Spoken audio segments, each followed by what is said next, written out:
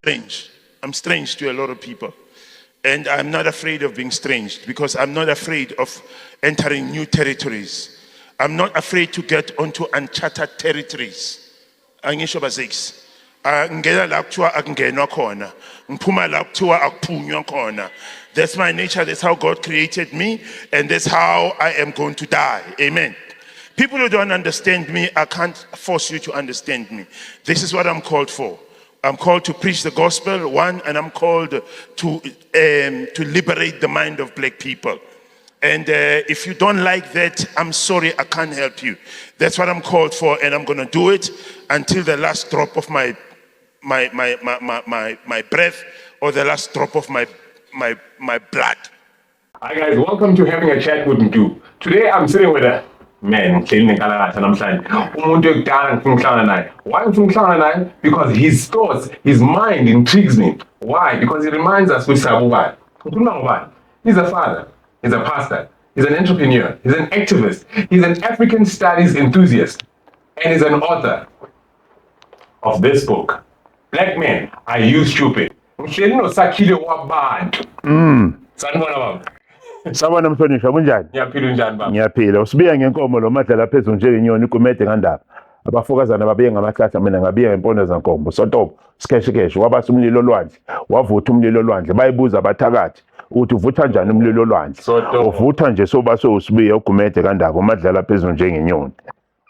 Usuqedile bengizothi kube ngicela uyithule ngicela uyithakazelo nani vele nje wangishangele ngishangele dabla but according to mina ngomaziya baba ngugembe ngomcusi nginjike yabonwa ngamanzi adungane. What makes me very happy is that because we are in this month of heritage, yes, first thing ekufanele sizazi ukuthi ngobani ba. Ubaba Sakhile ubani? Nakuphi uzalelwa kuphi? Ubaba Sakhile uzalelwa eAtteridgeville. Abazali bami umama uvela Rustenburg, ubaba uvela eOhlos. Ngiphume pheli baba. Ngivela eAtteridgeville. Bavela khona ke ngakhulela eAtteridgeville. Ngase ngingena isikolo eAtteridgeville, part of my high school ngingenele eMamelodi. And then I went to Vista University. And yes, I started working as an accountant. At a later stage, I responded to the call of being a pastor, and I'm still a pastor. And I'm a pastor who's very passionate about revolutionizing the mind of a black man. Yes. Very unorthodox, yes. I don't want to be orthodox. I want to be relevant. That's the most important thing. It's your choice to be either orthodox or relevant. And I have chosen the path of being relevant, of talking to the stage of a black man in this day and age, looking at the current stage of a black man and figuring out what can we do. Because if you can allow me to say, I was pondering on something this week that really disturbed me. Black people comprise 81% of the population of this country. South Africa. It's true. 81% of the population of this country comprises of black people. These 81% majority people do not dominate in any sector. You don't find them in banking. You don't find them in farming. You don't find them in retail. You don't find them in any meaningful sector. And it was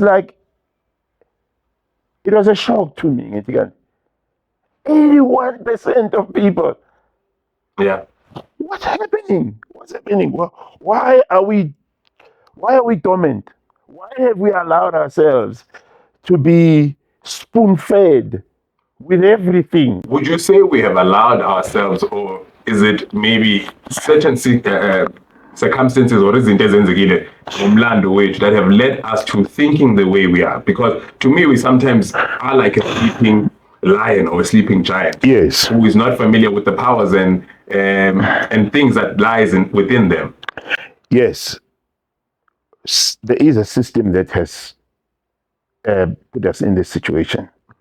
But over and above that, I believe Uguti, we could have done better by ourselves. There are things that we could have done better with. Okokuqala, ithi, why did you give away our spaza shops to Pakistanis and Somalians? Why? Because, I read something that indicates that we have got about 350,000 spaza shops in this country. 350,000 spaza shops in this country. And that's it's 28,000. That's a conservative estimate. That's a conservative estimate. Now, why give away such power? Industry that is worth billions and billions of rands. Why give away so much power? Who forced us? Is there anybody who had a gun to our head and told us to close our spaza shops and give them away to somebody? So there is a certain element for which we need to take full responsibility for. And we need to say to ourselves, you know what? Let us identify where we've gone wrong, go back to the drawing board and change the way we think. Because I believe the biggest challenge of a black man is the way we think. The revolution has to take place in our minds. It first has to start taking place in our minds. And once the revolution has taken place in our minds, I promise you, everything else will follow. Our behavior and our actions will follow. So you are a pastor, as you have touched before, right? Yes. How long have you been a pastor, and when did that the calling? Yes, I've been a pastor for a very long time now. I've been a pastor for over 30 years. I've been pastoring a church for over 20 years. What's the name of the church? Christ Center Chapel of Grace. It's in Soshanguve Block L. Yes, and that's what I am. But also, it's not only the bug of being a pastor that just bitten me, Baba. It is the bug of liberating the mind of a black man that has also bitten me. And at the moment, I'm trying to juggle the two around. It's very difficult because in the Christian space, people think, in the church space, people think all you need to do is to lift up your hands and pray, and God will take care of everything, And I don't believe it's going to be like that. There are certain battles that people have to fight for themselves. Yes, and on this side, I'm finding that it's not easy. It's not easy. The damage that has taken place in the mind of a black man is deep, Baba. But is it irreparable? Can we still fix this? It can be fixed. It's going to take a lot of effort. It's going to take a lot of patience. It's going to take a lot of endeavors from different people to get there. But the damage is deep. I do not want to tell you lies, because it gets to a point where the very people whom you're trying to liberate in their minds are the very ones that fight you. They will protect this damaged state of their minds with everything they have. And then when they try and protect this damaged state of their minds with everything they have, it makes you wonder, Nkosi yami, when am I going to ngifinyelela nini kula bantu and make sure that these people understand the power that is within them? There's power amongst us as black people, man. There's power. We are looking, if we want to, whether you're looking at the entire continent of Africa or you are looking at South Africa, there's power in the black man. And this 81% of the population signifies power. There's only one thing that makes us weak: lack of unity and singleness of purpose. So a lot of people will call you an unorthodox pastor, right? But why is that? Why would they call you an unorthodox? Is it the message that you're putting across, or is it you as the person?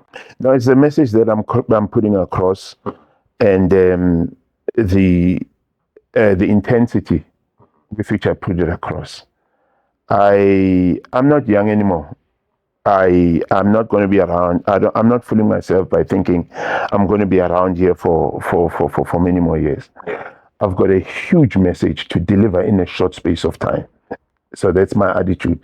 I've got a huge message to deliver. A lot of people in a short space of time. So I am not the kind of a person who's going to tiptoe around certain things. I'm going to say them the way they are. I'm going to go for the jugular, where necessary. And if I trample on people's toes, unfortunately, I am going to have to do that because I don't have much time. I listen to Malcolm X now. Malcolm X died 60 years ago. As I listen to him, he picks me today as if he's alive today. Because some of the messages they resonate with us to this day. I listen to Martin Luther King. I still hear him as if he lives down the block from me. I listen to other people, like in the likes of Khalid Mohammed. I listen to Farrakhan. The things that he said so many years ago, they still resonate with us today. They're still applicable to us to this day. So I'm thinking to myself, you know what? Even if people don't hear me, maybe one day, because of such recordings, somebody will hear me, I may be long dead and gone by then, but somebody will hear. We are in bad shape. When I look at black people, when I look at a black race, when I look at black people in South Africa, I describe them as follows: a race in crisis, a race in serious, desperate crisis that needs to be definitely. Because we are consumers, we are not producers. Baba, that is. And I think that's the biggest crime. We are more producers. Somebody's creating stuff for us. Then in that case, we can't control our lives. In that case, that's for me. But now, for me, how did we? I'm asking you as a partner and pastor, and also as an activist. How did we as Africans get to a point, Yoguti, we are now Christian? Because I feel it wasn't like an easy shift for us to be in that state where we're now following what was perceived to be a different God. How did we become Christians? Yeah, now you're asking a very difficult question. It's a very intelligent question. But I'm going to be honest with you. Our ancestors did not respond to an altar call to become Christians. They were forced to be Christians. And I was looking at a certain article where people were being whipped, and they were told, until you accept Christianity and embrace Christianity, we are not going to stop whipping you. And they kept on whipping them. Some were killed, and some were persecuted. And the first line of generation embraced Christianity. And over the years, it became what it is today.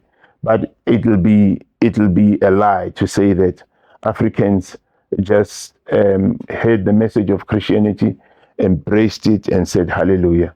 The first line of people who became Christians are people who were forced into Christianity. And 500 years down the line, it's like a norm. You know what I'm saying? So that is exactly how it is. And that is why it's also my take that we should never allow ourselves to forget that, one. And secondly, I have a challenge with in the southern part of Africa, Christianity was brought to us by white people. Yeah, that's true. It was brought to us by white people. And I have a challenge with you. If these people bring the message of Christianity, in my mind I ask myself, could God not have found better vessels to use or come directly to bring the message of Christianity? Because the message of Christianity is a message about righteousness. It's a message about justice. It's a message about love, which none of these elements were portrayed by these people. I think that is none of these elements were portrayed by these people. They did not show righteousness. Actually, for me to believe that a white man can be righteous, it'll take a long time. I think I'm more on the line of Mugabe. Serious? Yeah, on the line of Mugabe, who said the only white man you can trust is the one who's dead. So at this moment, No, at the race level, yeah, I don't trust them, Baba. At the race level, I don't trust them. I don't think there's any good that can come from them. At race level, I do have individual white people that are my friends, and I relate with them as at an individual level. But at race level, I've written off these people. Let us get it out there. You are not a racist. You have no problem with white people. I'm not a racist. I'm not a racist. I just don't have love to give to them. The only love I have to give is to give to my people. You know what I'm saying? Yeah. Our people are lacking, they have got a backlog of love that they need to catch up with. Firstly, because they've been made to hate themselves by these very white people. They've been made, black people were made to hate themselves by these very white people. So we have a backlog of loving ourselves, firstly, and then we have to catch up with loving one another. So I don't have any love to give to white people. I just don't have time for them. They are not in my equation. You are in my equation. I understand. You Yeah. and the rest of black people in the country and in the continent are the part of my equation. So I don't hate them, but I just don't have time to put it plain and simple. You just don't care. I don't care. I don't need their love. They don't need my love. And they can just do their business. Let them allow ourselves to rebuild ourselves from what they've destroyed amongst us and in us. Let them leave us alone to rebuild ourselves, and let them leave us alone to elevate ourselves. Touching on the race issues and all of that, how was it like growing up during the apartheid? Oh, Baba, it was terrible. It was terrible. Sometimes when you'll hear some of the older generation would be saying, with everything right now, with ANC and whatever is happening, you'd always hear them say, during apartheid, certain things were better than now. And to me, it actually hurts me to hear us referring to a time of oppression as better. So it's madness, total madness. And I totally disagree with those people. I'm trying to find my water. I will only pay one lap of streets. Okay.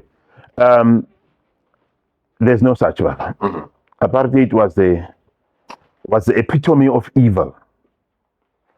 Thank you, sir. Apartheid was the epitome of evil.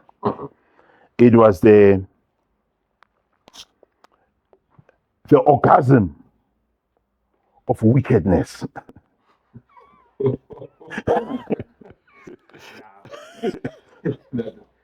orgasm of wickedness. So that because The climax of wickedness. it's made to seem as if although life was not equal, but life in terms of standard was way better than manje. You know, manje, the way Shilonga is. You can't compare the two, Baba. You have to have lived in during the apartheid. You have to have worked in white people's homes and houses doing garden like myself, and you had to mina ngangiphakelwa ukudla in the same plate that was used to dish out food for the dog. Kule la kade ngisebenza khona. And that time you're giving good service. I'm working. But the plate that is going to be used to serve food for me was a plate that I saw a dog eat from earlier on. So ufana Bengifana nenja.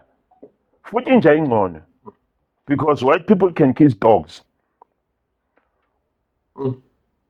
They can do tongue kissing with dogs.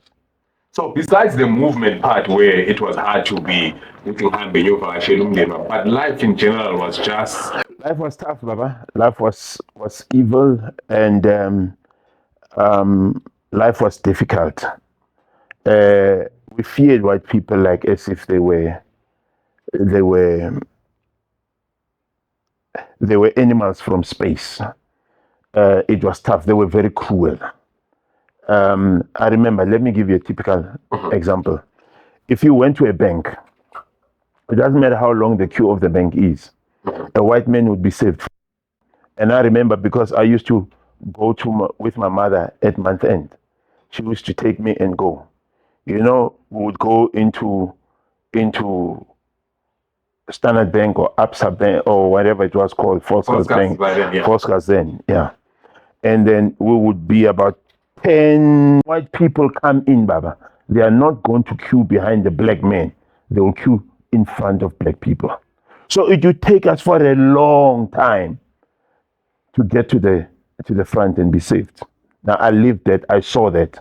It's not a dream, it's not a theory. I saw it when my mother was told, Stan a biggie, iso, laat ons die misses or laat ons die baas help. I saw that with my own eyes. My father was very involved in politics. My father was involved in unions.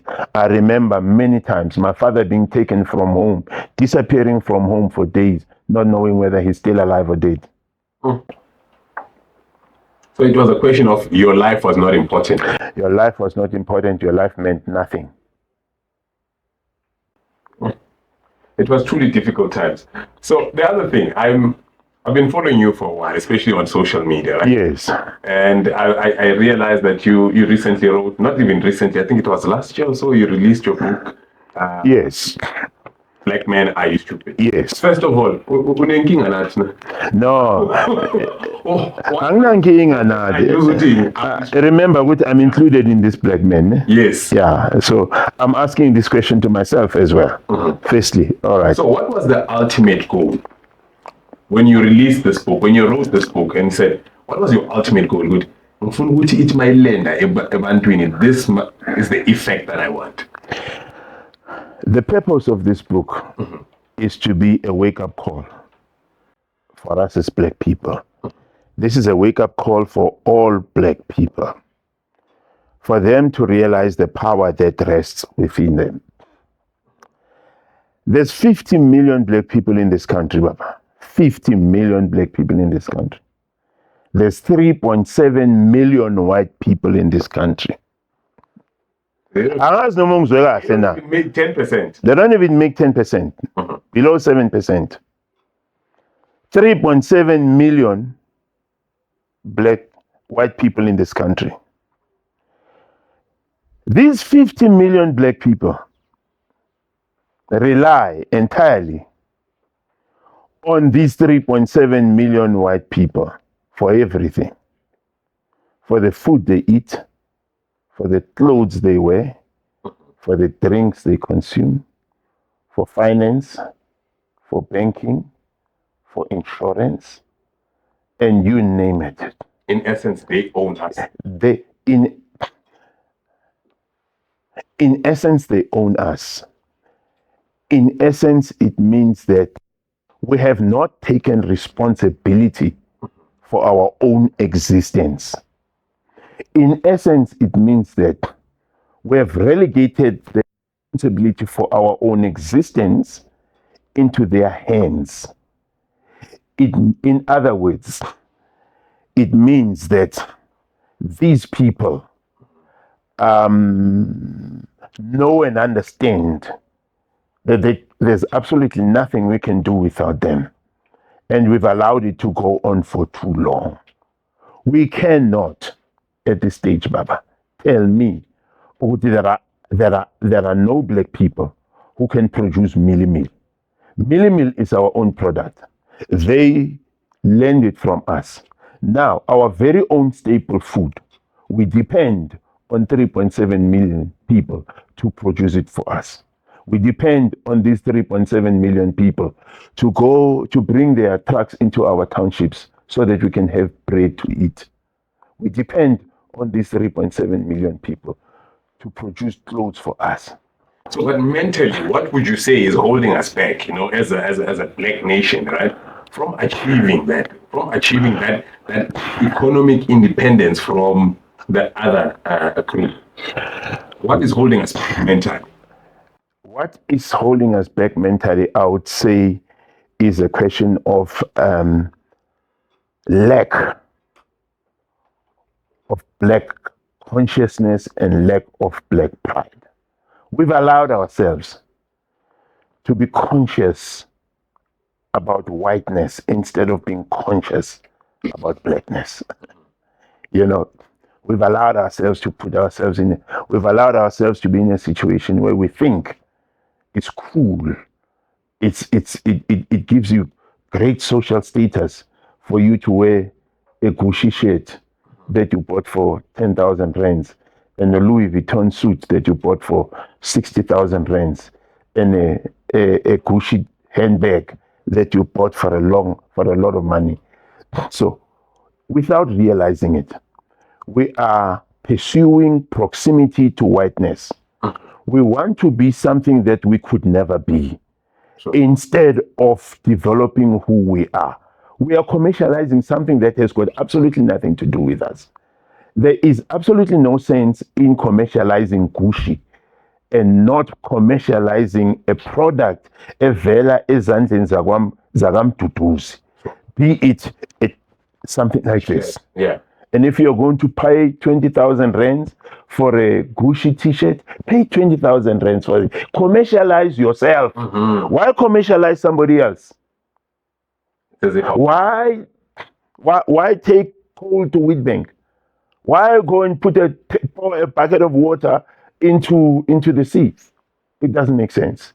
All I'm saying is that what it means is that we need to wake up.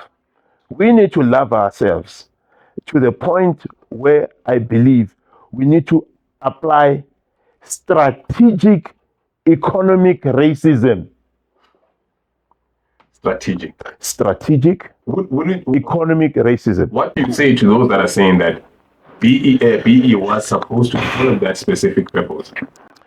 Yeah, you see, now let's not even go into politics, Baba, because that's another issue. It's another issue of major disappointment for us as black people. You know.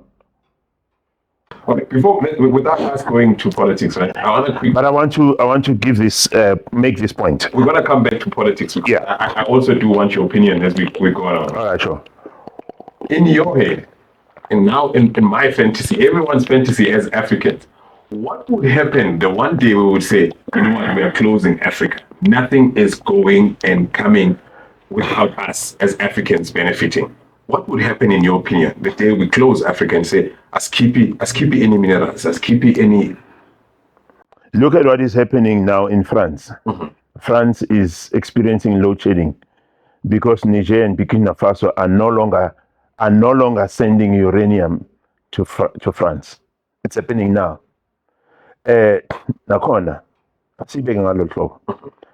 if I were to be assumed to have so much influence on black people that I could influence all black people not to buy anything from ShopRite, Checkers, and from Pick and Pay and all these other major retail chain stores. What do you think would happen to these places? If only black people let the rest of the other people go and buy, just remove black people from the equation. What do you think would happen? It would drop the profit margin. They would collapse. They would collapse. They would cease to exist. They would cease to exist. So what does it tell you and me? It tells you and me that there is so much power in us black people. If we have got enough power to sustain Pick and Pay, to sustain ShopRite, Checkers, to sustain Spar, to sustain Game, to sustain Edgar's, to sustain True, if we've got so much power to sustain them, why aren't we using this power to empower ourselves? It's a very good question. What are we doing? Why are we taking so much power and using it to empower other people? While we definitely need that empowerment ourselves. Could you please explain to me intergenerational brainwash? You quickly touched on it earlier. Yeah. Wuti, we moved from, including even when we spoke of Christianity. Christianity, yes. Where the first people were actually forced to it, right? Then as we move along, people just joined it. Yeah. But in terms of generational brainwash, They inherited it. do you think it will ever, and do you think it's still affecting us even today? And I'm not specifically speaking about Christianity, but the brainwash that has been imposed on us as Abantu Abamnyama. It's still the main cause of our suffering. Mm-hmm. It's still the main cause of us failing to do things ourselves. Because within this whole issue, we were caused to hate ourselves. And when you hate yourself, Baba, you don't value your own life. And when you don't value your own life, you will not value your brother's life as well. Sure. So it is a challenge that we are all facing. You and I are facing a challenge where we need to change the way we think about ourselves. We need to change the way we relate with ourselves. We need to change the way we see ourselves. And we need to remove the damage that is in our minds, unlearn the damage that is in our mind, and relearn something that will make us move forward united and knowing, Oguchi, we are full human beings. It's just in the mind, Baba. You and I have got a serious responsibility to make sure that we change the mindsets of our people. Otherwise, without changing the mindset of a black man, we are going nowhere. Mm-hmm.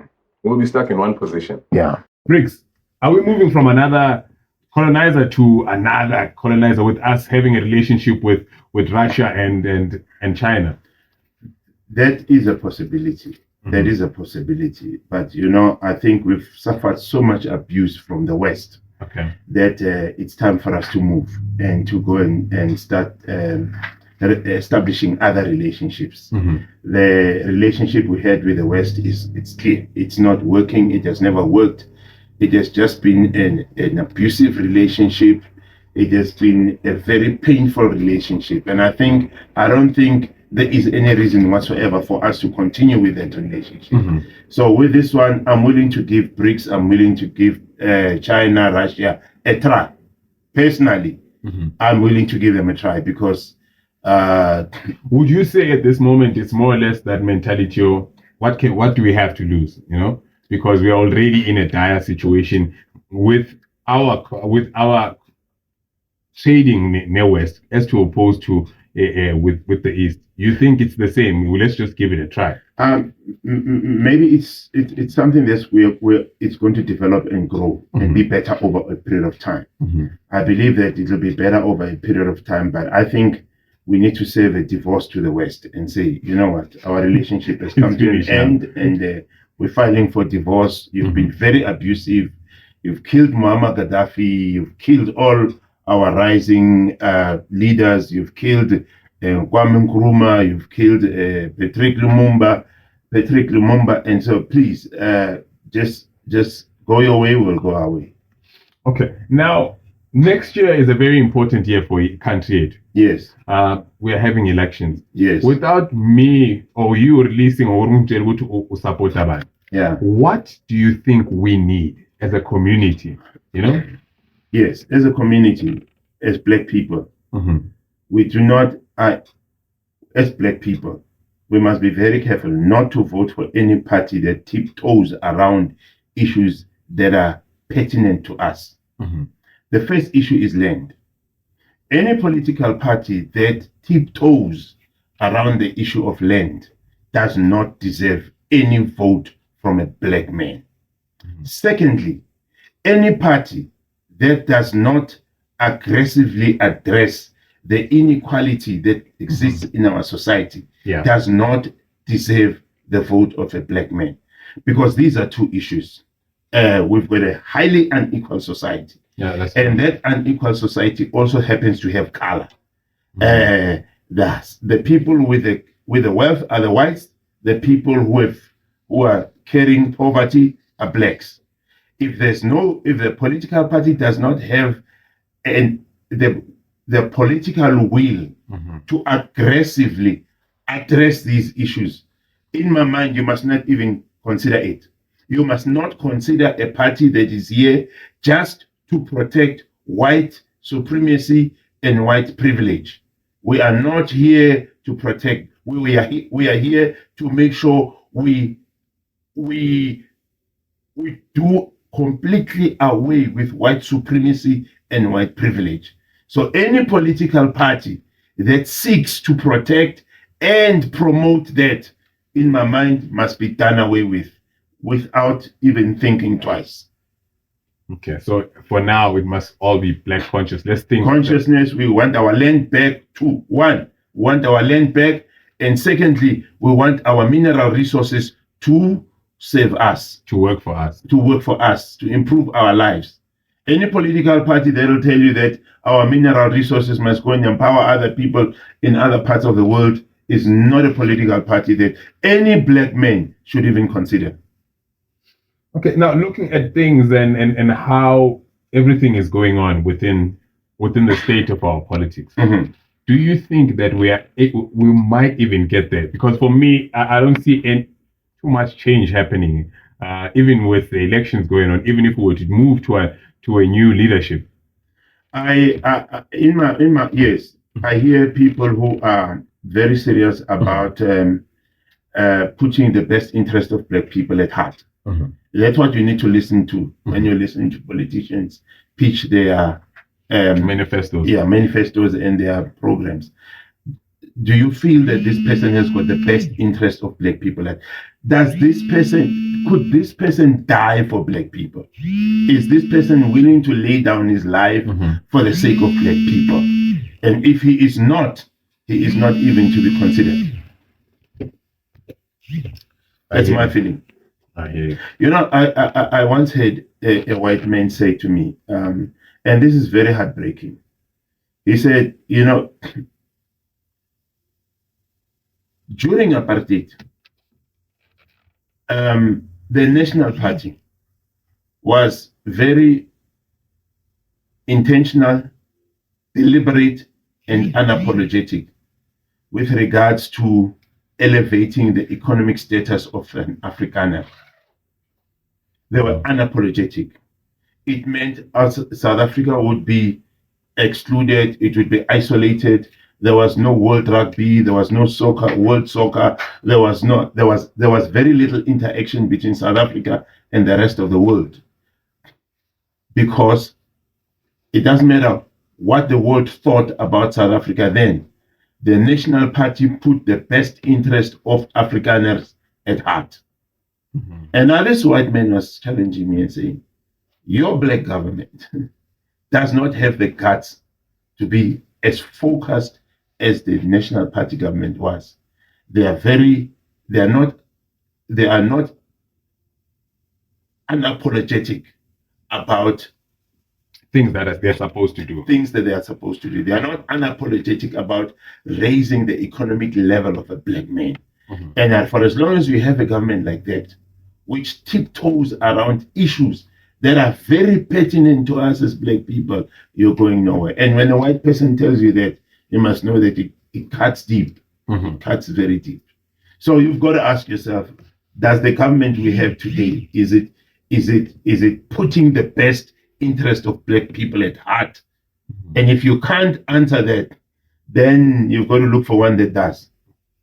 Now, I hear you speak, man, and I hear the passion that you have, especially when it comes to anything and everything that concerns the black child and the black person. Were you born like this, or there's somebody also that you influence, somebody who went would now to look at things in the way that you do now? Who would you say influenced you? I had a lot of questions growing up, that were not answered. But I must tell you, reading books, reading about the Steve Bikos, reading about the Robert Sobukwes, reading about the Winnie Mandelas, watching movies, listening to the Malcolm X, listening to to the Martin Luther Kings. You know what they did? What they did, it gave me courage to be able to stand up and speak for Black people. And now I'm at a point where I'm unapologetic. You know, I'm at a point where I'm willing to die for this cause. I'm at a point where if it means I need to die because somebody doesn't like what I'm saying, then I'm ready and willing to die for that. But for as long as I have breath in my body, for as long as I have life, I will speak something that will move towards the liberation of us as Black people. And I'm unwavering about that. Looking at the things and how they are right now within the society, right? Would you say as abantu abamnyama or as people, we have lost immoral compass yet? Yes, we have. Yes, we have. Unfortunately, we have. But that is as a result of the extent of poverty we live in. You know, the extent of poverty we live in has made other people to be in a situation where they feel in their lives they've got nothing to lose. And it's very dangerous to deal with a person who feels they've got nothing to lose, because they can do anything that will make sure that they survive. True. You know, if you have a house, you have a car, and you have children that you're taking care of, you have something to lose if things go south. But if you don't have a job, and if you wake up hungry, and you go to bed hungry, and you struggle for basics, you've got nothing to lose. But how do if we the whole reset? system comes down, you have got nothing to lose. So we have to make sure that, and that comes back to this inequality that I've been talking about. This inequality is going to cause a lot of trouble for us, because it puts a lot of people in the system who have absolutely nothing to lose. If a person doesn't have a job, doesn't have anything, he will block roads, he will do whatever it takes. He will get involved into crime just to survive. And if we are not careful about this, it's going to be our downfall. Okay, now before we go, because time has been going through a lot. What is your dream for the African child? My dream for the African child, you're asking me about something that I was even reflecting on this morning. My dream for the African child is that the African child can stand up and be self-determining in everything. That the Black child can produce what he consumes and consume what he produces. And that's my dream, that we will be independent, and that we will grow, and that we will show the world how great we are. That's my dream, to make sure that we are not dependent on other races. We are able to do that. Everything that we need, we are able to do it ourselves, and we are able to move in the direction that brings growth, development, and hope, and a bright future for our future generations. Is there still something that you personally want to achieve? Is there still something that you still aspire with?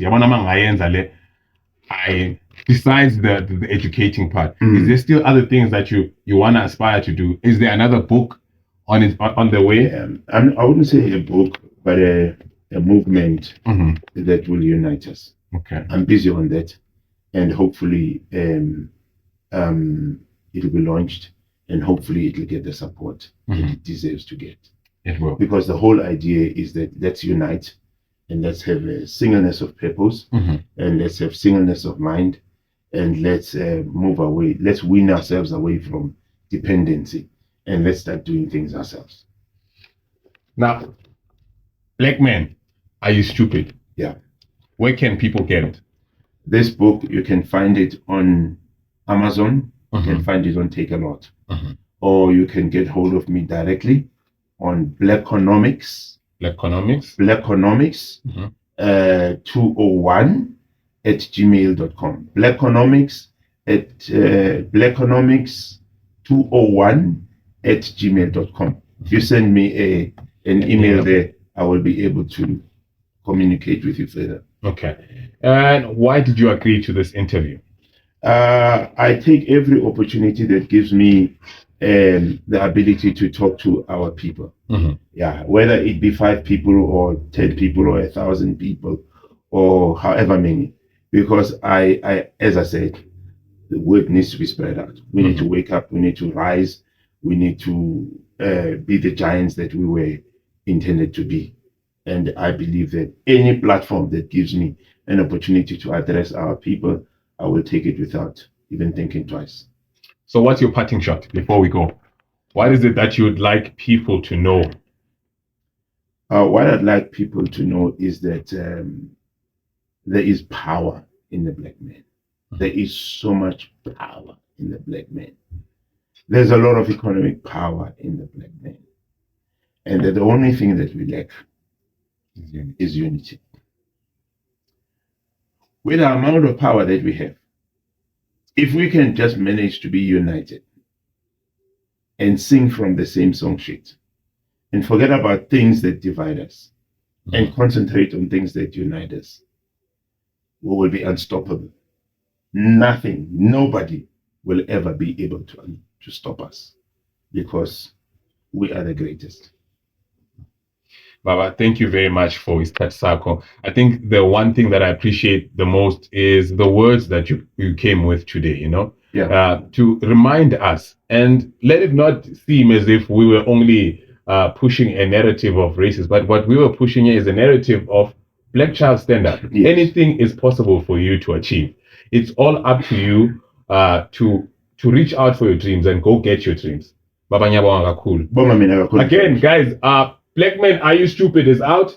As you heard, Amazon, or you can contact Baba for Ingwati, but please, it's a must read, guys. It will break shackles from our mental enslavement. So, Blackman, Are You Stupid? Okay, guys, until next week, yeah. Let's see, let's meet again next week. But man, this was one informative episode. Man, I learned a lot. And I hope we could carry on meeting different inspirational people that will come with a story that we can learn a lot from. Until next week, chap chap.